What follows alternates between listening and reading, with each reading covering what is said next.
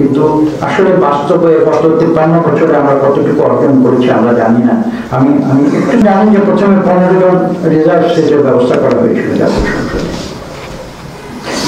সেখানে কি বলা হয়েছিল, সেখানে যে প্রিয়াম্বলে একটা যুক্তি দেওয়া হয়েছিল যে আমরা বিশেষ করে এই প্রস্তাবটি যদি 10 বছর বা একটা নির্দিষ্ট সময় থাকে, তারপরে নারীর ক্ষমতায়ন হলে ভবিষ্যতে নারীরা সমান তালে পাশাপাশি পুরুষের পাশাপাশি রাজনৈতিক প্রক্রিয়া অংশগ্রহণ করবেন এবং তারা নির্বাচন করবেন, এবং তখন আর এই পজিশনটি রাখার প্রয়োজন হবে না।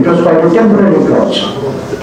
কিন্তু বাস্তবে কি দেখা গেল, বাস্তবে যখন সেই পিরিয়ডটা শেষ হয়ে গেল 10 বছর, তারপরে দেখা গেল সেই 15 সংখ্যাকে আমরা বাড়িয়ে 30 করলাম।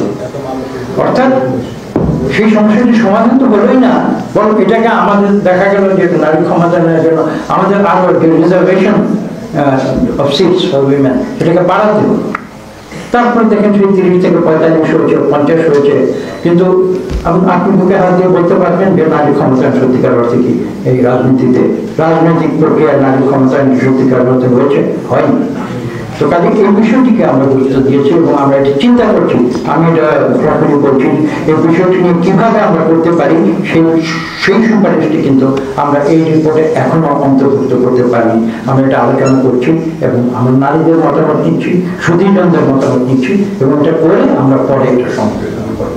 আমাদের কথা কিন্তু অত্যন্ত স্পষ্ট। বাংলাদেশের জনসংখ্যার যদি ডেমোগ্রাফি যদি আপনারা স্টাডি করেন, তাহলে দেখবেন যে অর্ধেকের বেশি কিন্তু নারী বাংলাদেশের ডেমোগ্রাফি এটা। এবং সেখানে সংসদের মাত্র 10%, 15%, তাহলে রিজার্ভ সিটের মাধ্যমে যদি আসে, তাহলে সত্যিকার অর্থে কি নারী ক্ষমতায়ন হয়েছে কিনা আপনি নিজের বুকে হাত দিয়ে নিজেকে প্রশ্ন করে দেখুন, আসলে তো হয়নি।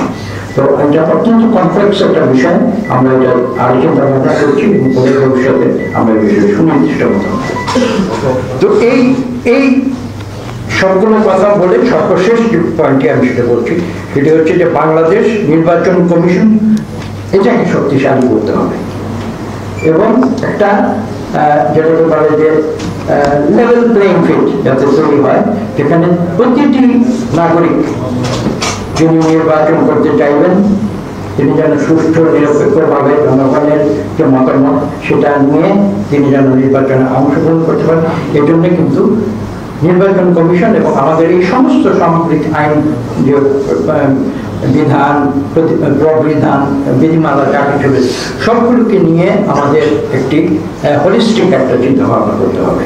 আমরা আসলে সেই পরিবেশ সৃষ্টি করব যেখানে একটি সুষ্ঠু নিরপেক্ষ নির্বাচন হবে এবং সেই নির্বাচনের মধ্যে জনগণের সত্যিকার প্রতিনিধি, দামি প্রতিনিধি নয়, ভুয়া প্রতিনিধি নয়, সত্যিকার প্রতিনিধিরা যাতে জাতীয় সংসদে যে তাদের নেতা নির্বাচন করে একটি সরকার গঠন করতে হবে, এটাই।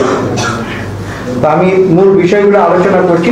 আপনারা যখন প্রশ্ন করবেন বা এখনো যদি চান কোনো ডিটেলসে যেতে, আমি সে কথাটা বলতে পারি। আমাদের সঙ্গে যারা রয়েছেন, আমি ইতিমধ্যে তাদের নাম বলেছি, তারাও রেসপন্ড করবেন এবং আপনাদের নির্দিষ্ট প্রশ্ন উত্তর দিতে। আমিও হয়তো মাঝখানে এসে কিছু ডিটেলস আপনারা জানতে চাইলে আমার ধন্যবাদ।